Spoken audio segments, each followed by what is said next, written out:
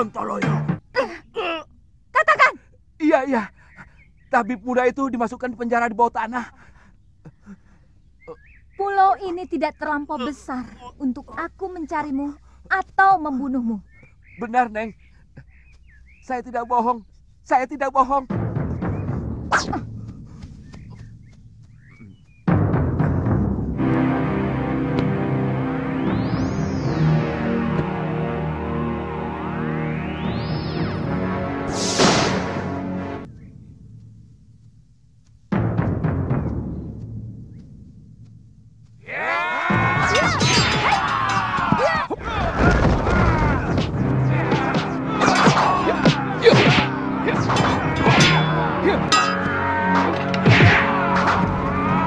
Kurang ajar.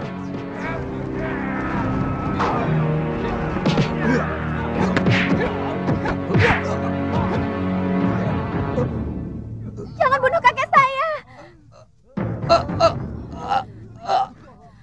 Di hadapan Suliwa sambil menyembah, Tantri memohon agar kakeknya diampuni. Tantri rela apabila dia harus menjadi budak, asalkan Suliwa tidak membunuh si kakek Kalapati. Baik. Kalian semua saya ampuni. Setibanya Galuh Parwati, dia langsung mengenalkan jika dirinya adalah putri Empu Mahasura dan sedang mencari ibunya yang kabarnya dibuang ke Pulau Momongan. Namun ternyata, menurut keterangan si Brewok, Dewi Sintawati memang akan dikirim ke pulau itu, namun belum juga tiba hingga sekarang. Mendengar hal itu, Galuh lalu meminta Demang Kalapati agar mencarikan ibunya di seluruh penjuru pulau.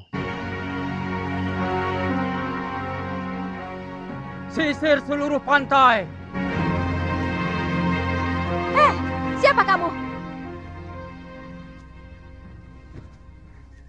Dia cucuku Dewi. Saya tidak tanya kamu. Dia yang telah menyelamatkan saya dari keroyokan ular dan kalajengking di penjara bawah tanah. Jangan coba-coba menggoda kekasihku.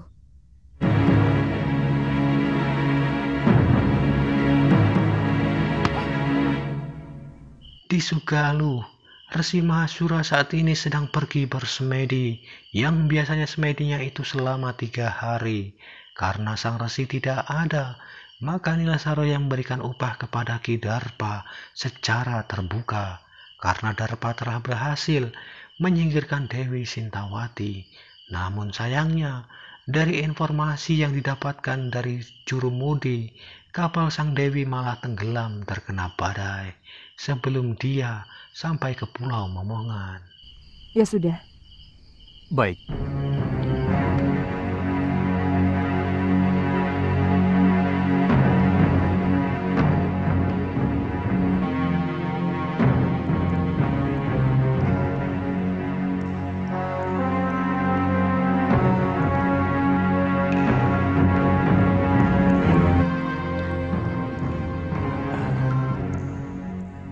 Kenapa wajah Nila Saroya dan Darpasura selalu mengganggu pikiranku?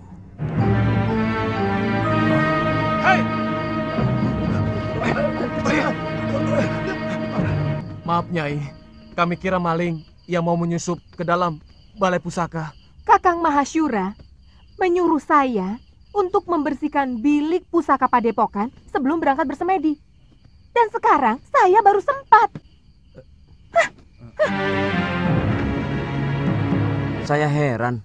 Setelah diusir pergi, para murid-murid kemudian menggurutukan gurunya Resi Mahasura yang lebih memilih Nilasaroya ketimbang Dewi Sintawati, yang padahal Dewi Sintawati memiliki kebaikan hati dan suka berbuat bijaksana kepada semua orang.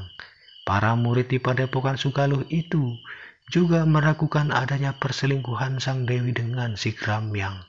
Mereka justru mencurigai adanya persekongkolan antara Darpasura dengan Nilasaroya. Bukan tidak mungkin mereka bersekongkol untuk menyingkirkan Nyai Dewi. Karena kedua belah pihak sama-sama diuntungkan.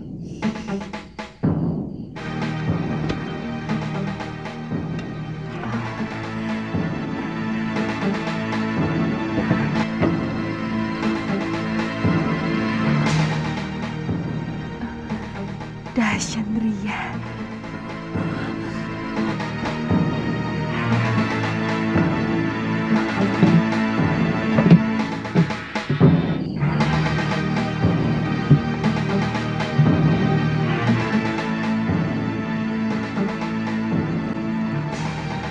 Banyak. Jangan-jangan dia mencuri pusaka padepokan. Ini. Apa yang Nyai bawa? Bukan urusan kalian. Kami bisa digantung kalau ada selembar benang pun yang hilang dari bilik pusaka itu.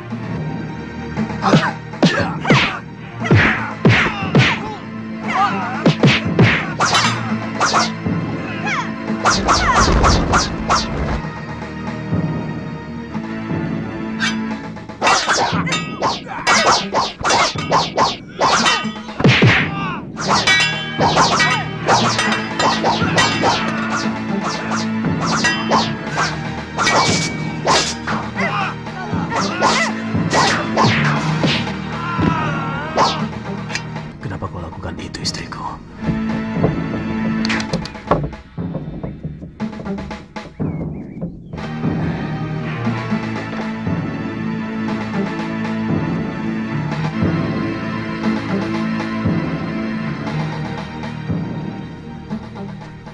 Nila Saroya akan pergi dari Sugaluh bersama Ki Darpa. Di sana Nila Saroya jujur mengatakan jika dia sama sekali tidak mencintai Resi Mahashura demi untuk mendapatkan ilmu darinya. Namun sayang selama ini sang Resi tidak mengizinkan Nila untuk berlatih karena alasan si jabang bayi yang berada di dalam kandungan. Oleh karena itu, Nila akhirnya mencuri kitab pusaka padepokan. Sedangkan anak yang dikandungnya itu bukanlah anak dari sang Resi, melainkan anak dari benih Sudamani. Kalau tidak salah, perguruan Halimun Peta adalah Ampuranggasuli. Dia ayah saya. Oh. Saya yakin Nyai sudah tahu perseteruan antara ayah Nyai dengan Kakang Mahashura. Itu kenapa saya harus minggat dari Sugaluh. Nanti kalau anak ini sudah lahir, aku yang akan menggantikannya. Sangat janggal kalau sebuah negara tidak memiliki raja. Selama Gusti Prabu Anglingdarma meninggalkan negeri Malwapati, rakyat kita seperti ayam kehilangan induk. Mereka cenderung menjadi bangsa yang rendah diri. Lalu, mau apa Prabeswara? Prabeswara ingin Patih Madrim menjadi raja di Malwapati menggantikan Prabu Anglingdarma karena menurutnya Patih Madrim jauh lebih berhak atas tahta itu karena dia adalah putra dari mendiang Gusti Sepuh.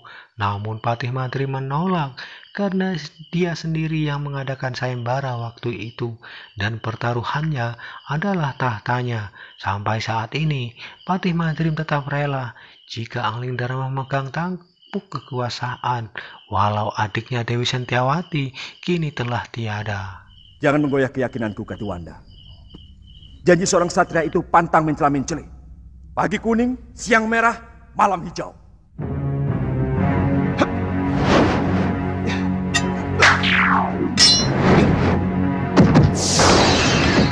Melihat sosok Prabu Anglingdarma, seluruh prajurit segera berlutut namun tidak dengan Patih Batik Madrim. Sang Patih menganggap jika yang mereka lihat tidaklah benar, karena menurut Sang Patih, Anglingdarma adalah orang yang santun yang tidak datang dengan cara yang seperti maling. Maaf, aku masih menyaksikan kebenaranmu sebagai Prabu Anglingdarma. Apakah kamu sanggup meyakinkan aku bahwa kamu adalah rajaku?